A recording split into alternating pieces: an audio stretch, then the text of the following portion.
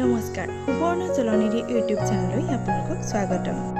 প্ৰিয় দৰ্শক, আশা কৰিছো আপোনালোক ভালে আছে। আজি আপোনালোকৰ বাবে লৈ আহিছো মিচিং জনগোষ্ঠীৰ অন্যতম প্ৰিয় খাদ্য টোপোলা ভাত আৰু পিটাং উইং। মই কেনেকৈনো ৰান্ধিলো সেই সম্পৰ্কে এটা নতুন ভিডিঅ'। তেন্তে দেৰি নকৰি বলক চাওঁ।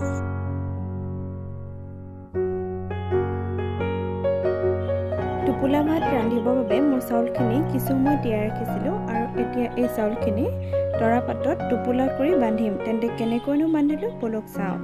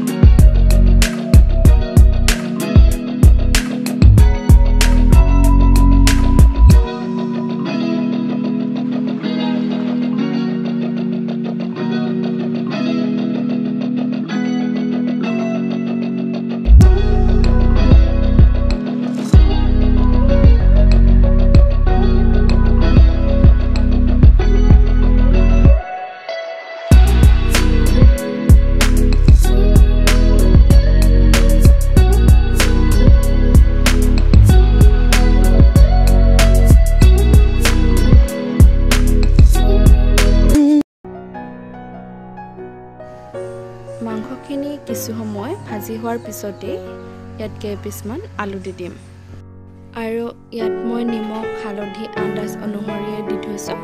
আপোনালোকেও তেনে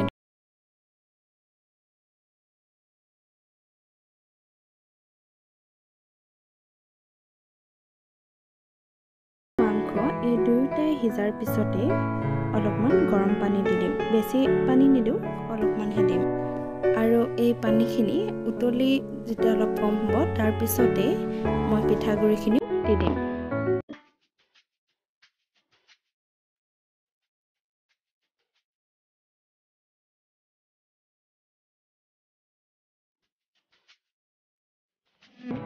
কিছু সময়ৰ পিছতেই পিটাং উইং খাবৰ বাবে সম্পূৰ্ণৰূপে প্ৰস্তুত হৈ পৰিব।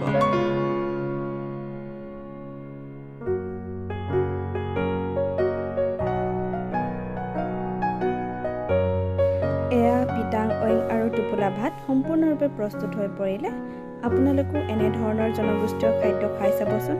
ভিডিঅ'টো কেনেকুৱা লাগিল জনাবলৈ নাপাহৰিব। ধন্যবাদ, ভালে থাকক।